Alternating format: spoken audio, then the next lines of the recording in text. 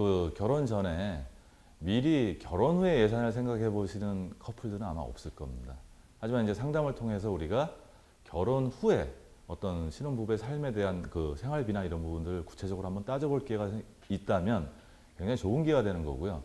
사실 매월 뭐 저희가 결혼해서 뭐 처음에 생활비 얼마 될지 감각이 안 되니까 내가 얼마를 저축해야 될지 이런 부분도 잘 모르는데, 처음에 결혼해갖고 우리가 뭐 통신비라든지 관리비라든지 이런 정기 지출도 있는 반면에 또 비정기 지출 같이 뭐냐면 뭐 의류를 구입한다든지 아니면 경조사 비용이라든지 양가 부모님한테 효도를 해야 된다든지 뭐 이런 비용들에 대해서 생각해 보지 않기 때문에 과연 내가 결혼해서 얼마나 쓰고 얼마나 저축할 수 있을까, 이런 감을 잡고 결혼하는 부분은 거의 없습니다. 그래서 이런 과정을 통해서 중요한 건 뭐냐면 상대방이 소비에 대해서 생각하는 것들을 그런 과정을 통해서 구체적으로 할 수 있고 또 이해를 할 수 있는 부분이죠. 게다가 이제 뭐냐면 양 부부가 양가에 대해서 조정할 부분들이 있습니다. 예를 들어서 효도비는 매월 지급할 건가, 아니면 명절 때만 지급할 건가, 아니면 매월 지급한다 그러면 10만 원 할 건가, 20만 원 할 건가, 뭐 이런 부분에 대해서 생각을 공유하는 시간이 될 부분이 되고요. 또 각자의 용돈에 대해서도 한번 생각해 볼 필요가 있다는 얘기죠. 어떤 부분은 공통 지출로 하고 어떤 부분은 용돈으로 해결할 수 있는 부분, 뭐 이런 부분을 해결할 수 있거든요. 근데 어떤 요새 보면 신혼부부들이 예전에는 한 사람이 관리하고 뭐 이런 부분이 자연스러웠는데 요새는 각자 관리하시는 분들이 많아요.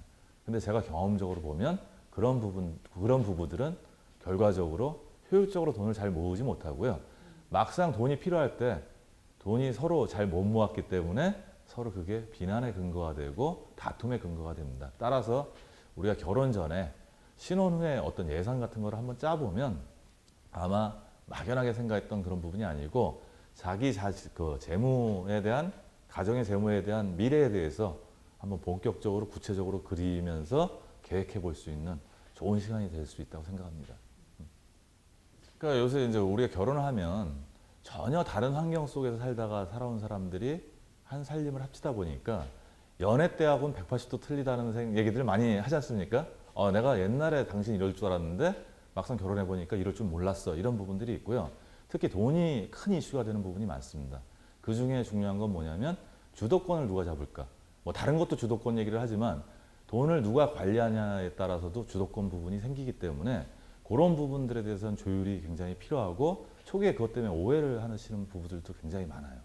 따라 저 같은 경우는 이제 아까 말씀드렸듯이 부부가 각자 돈을 관리하는 어떤 그런 부분들, 또 막연하게 한 사람 월급은 생활비로 쓰고 한 사람 월급은 뭐 저축을 하고 뭐 이런 것들은 뭐 어떻게 보면 효과적이고 효율적이지 않지 않습니까?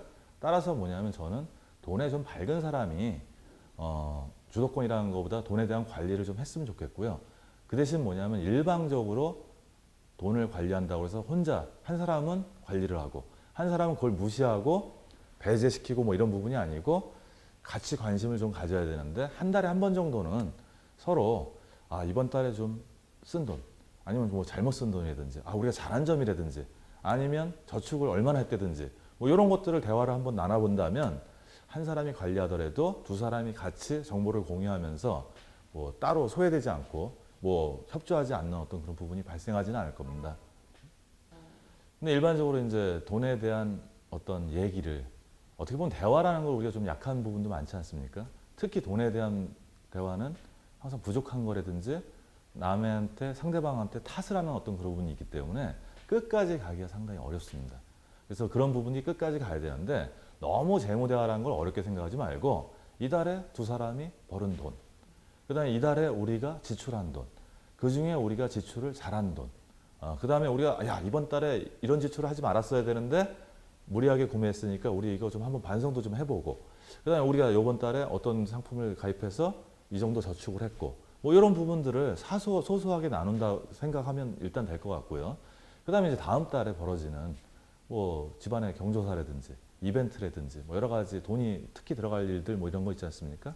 그런 것들에 대한 이야기를 그냥 편안한 분위기에서 뭐 탓하는 게 아니고 이렇게 편안한 분위기를 조성해서 한번 얘기를 해보면, 그런 좋은 습관이 들면 매달 그런 부분들이 반복하다 보면 좋은 부분에 대해서는 서로 보상해서 뭐 나가서 뭐 아주 좋은 데서 외식 한번 할 수도 있는 거고, 못했으면 그달에 한번 굶어볼 수도 있는 거고, 그래서 그렇게 대화하는 습관이 결국은 나중에 계획적으로 돈을 모으고 돈을 지출하고 좋은 습관을 가지는 어떤 그 기본적인 배경이 되고요.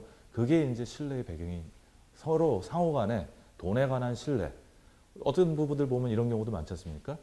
딴 주머니 찬 거 혹시 아닌가? 의심하는 사람들 되게 많아요. 많죠. 그럼요. 근데 이제 남자 입장에서는 뭐냐면 돈을 갖다 줬는데 여자 입장에서는 맨날 돈이 모자라다 보니까 남자는 돈이 없다고 생각을 하고 여자는 항상 뭐냐면 돈이 부족하니까 부족하다가 보니까 오해가 서로 생기는데 사실은 이렇게 오픈돼서 얘기하면 우리 월급이라는 게 뭐 그렇게 충분한 돈을 갖다 주는 것도 아니고 요새 현대 사회로 들어서면서 옛날과 다르게 지출을 해야 되는 통신비 같은 경우도 마찬가지고요. 뭐 그런 부분들이 많기 때문에 사실은 부족한 게 사실입니다. 그래서 아껴 쓰는 어떤 그런 배경에서 서로 재무 대화라는 부분이 필요한 거는 그런 부분들이 오해를 불식시키고 서로에 대한 신뢰 그리고 미래에 대한 계획을 서로 같이 공유해서 함께 협동해서 가정을 편안하게 만드는 어떤 과정이거든요.